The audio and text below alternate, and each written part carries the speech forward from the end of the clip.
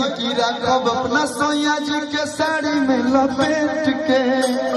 भैया कि तू तो काटे लुकी चन में भिंडिए जा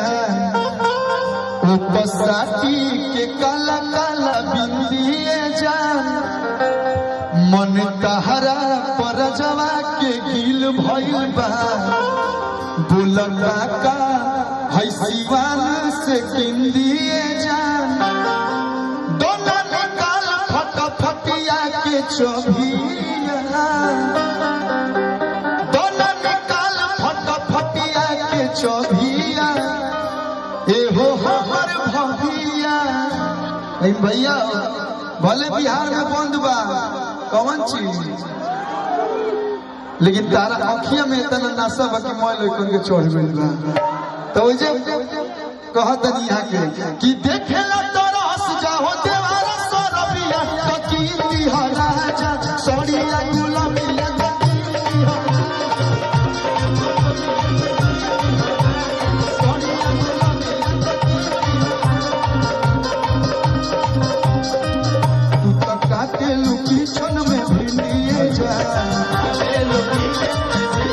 साथी के काला काला बिंदिए मन तहरा पर जवा के गिल भइल बा दुलका का बाजारे से किंदिए जा दोना निकाल फटफटिया के चोभिया दोना निकाल फटफटिया के चोभिया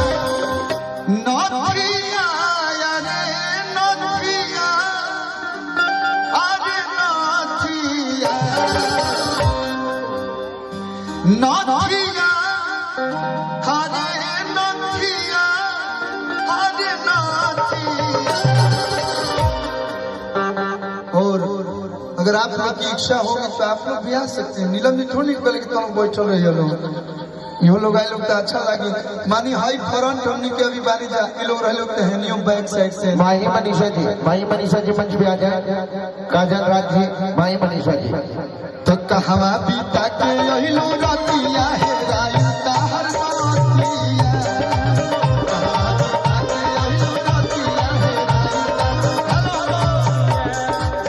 तनी फाइनल पूरा हाथाना बड़ बड़ मंच बा सबका भी आई ले रहा नथिया नथिया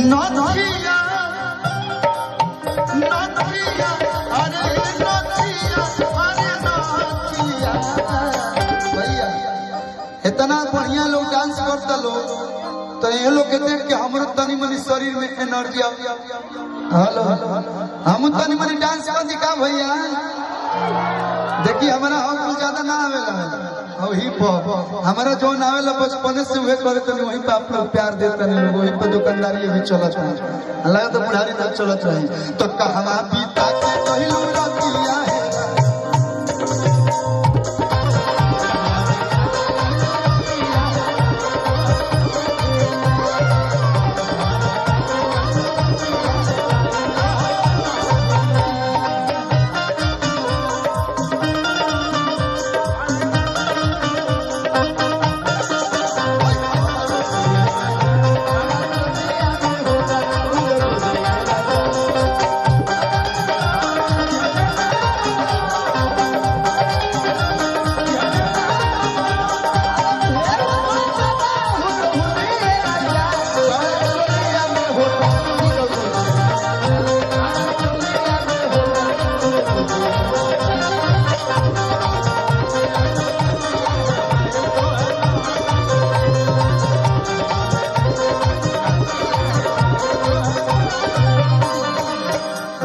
के साथ बहुत सारा गाना किए, लेकिन पहली बार हम मंच शेयर कर रहे हैं। और अब शिवांग पहली बार आई है, इसके पहले आ चुकी है, पहली बार।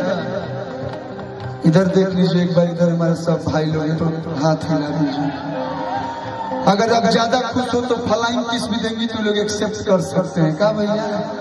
वैसे भी आजकल कौन 2 वीक चल रहा है वैलेंटाइन डे। हेलो, हमने और वैलेंटाइन डे ना होला ने तो लेके घूमब तो आज कौन डे हो? हक दे, किस डे हो आज? कौन डे? हक दे। अरे हक डे हो गया। गोरे गोरे कालबा हेलो, अब वकील जहाज टोटल हमारा आवाज, हम सीधे रिकॉर्डिंग डांस करे लगे, गाना बंद कर देगा। गोरे कालबा काल दिले हो राम,